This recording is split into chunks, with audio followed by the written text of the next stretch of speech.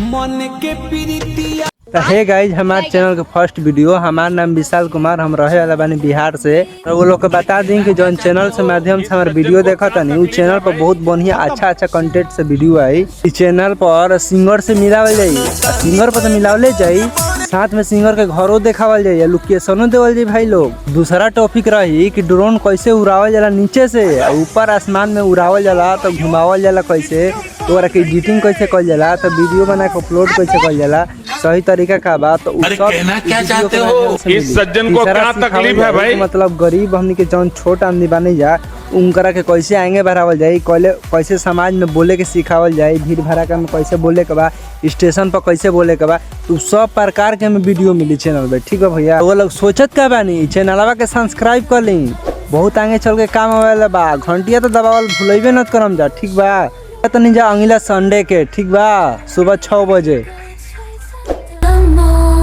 太空人生。